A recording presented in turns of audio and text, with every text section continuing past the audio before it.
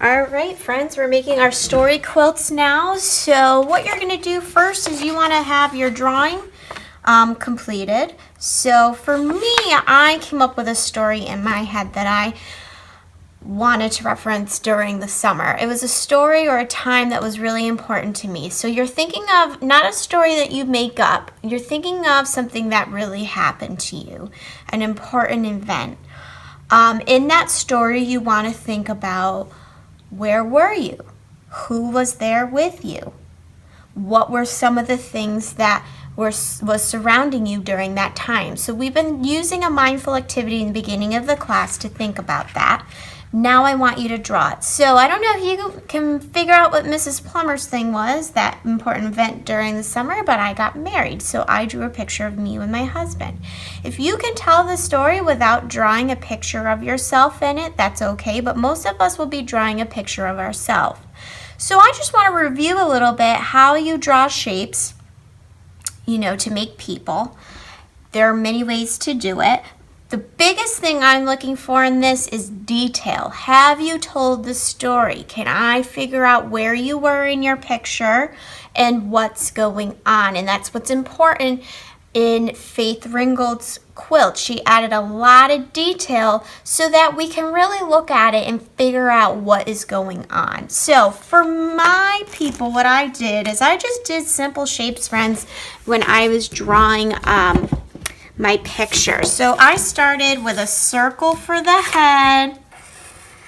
So this is if you're going to draw people in your picture, which most of us will.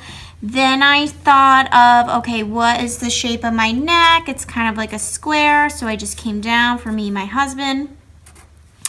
All right, and then for your body, I usually just use a rectangle. Okay, and then for the arms, I do a longer rectangle. If you have another way to draw people, or you want to add more detail, or maybe you need less detail because there's a lot of people in the picture, it's kind of up to you third graders. I'm not going to always show you how to do every step. So you're going to have, for your hands, I just usually do a circle. And then I'm wearing a dress, so I just did a flowy line for my dress, but my husband is wearing pants, so for open legs, you're just going to do 2 more rectangles, and then for shoes, I usually just do an oval, okay? And I got to give him a hand over here. All right, so I have a dress, so I'm going to do almost like a trapezoid here. It's going to just kind of come out, all right, and then come across the bottom here, okay? I'm not going to draw shoes because my dress was pretty long. You can't see them anyways. Now I need to think about facial features and, what are those specific things to me? So I'm going to go in, draw my eyes. Your eyes are always in the center of your face. I just do an L shape for nose, some lips. How are you feeling? I'm feeling pretty happy. So how are you going to show emotion in your work?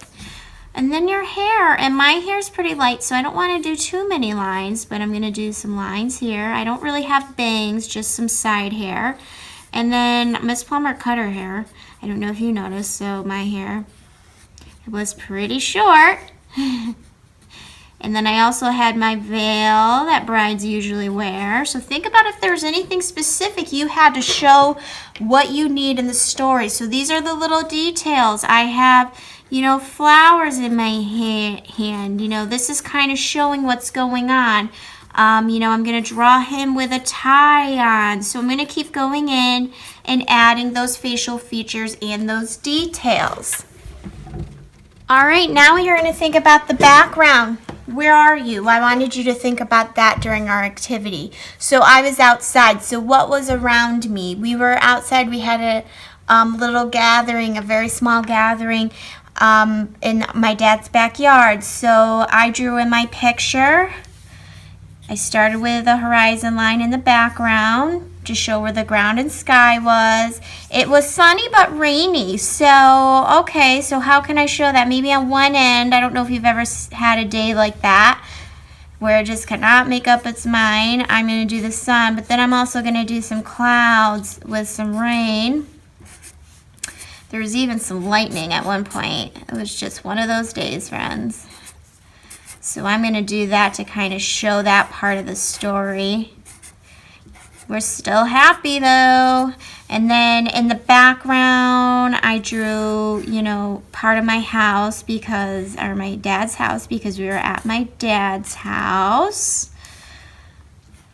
So it's kind of showing where we are, right? And then we took a lot of pictures in the garden. So in my picture, I drew a lot of flowers and grass and things like that. So as you can tell, now I know, okay, I can figure out by the details in what I'm wearing, what I'm holding, what's going on, but also the things in the background. We were outside, how the weather was that day.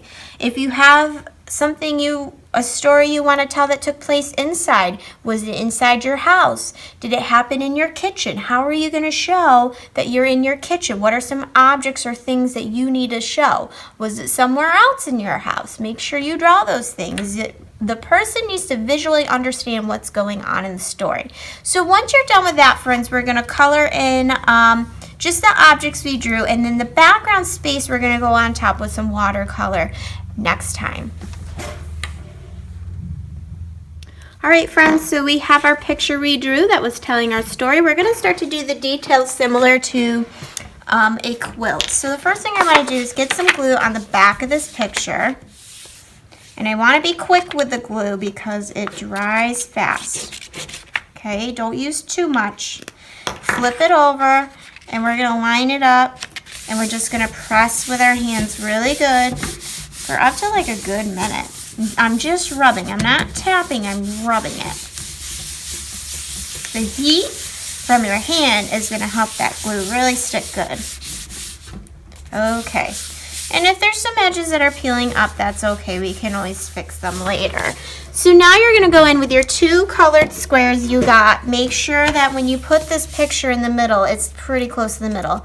You know, they're not going to be all the same exact size, and that's okay. We're going to make a pattern with these. I'm going to start lining the first one up to the edge, and then after that, I'm going to glue the next one, okay? And then after that, I'm just going to go back. Okay, now I need to go back, and if you want to trim anything, I might trim this one because he's kind of a little long.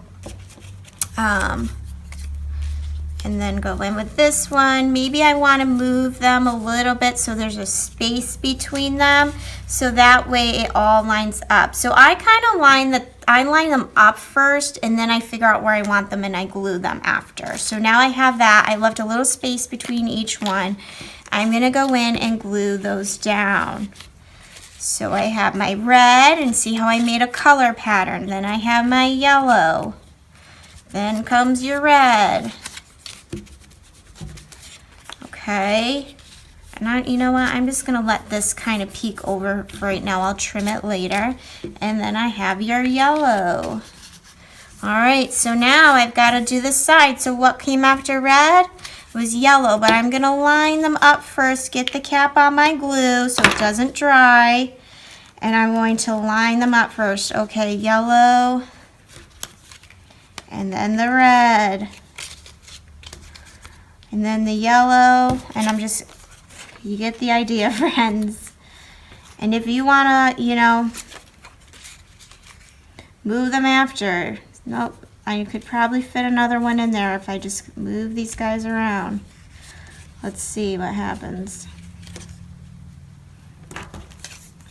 All right, yep, that's looking good. So now I'm going to glue those guys down, and then I'm going to go and do the same thing all around. Put them down, line them up, and then glue them down. All right, friends, we made our pattern. They're starting to look like quilt squares. I just wanted to show you, if you have some squares that go over your page, here's what you can do very carefully with some scissors. You can cut the edge of those squares so that they line up a little better. So if it's not lining up, that's okay. It doesn't have to. We can always fix that.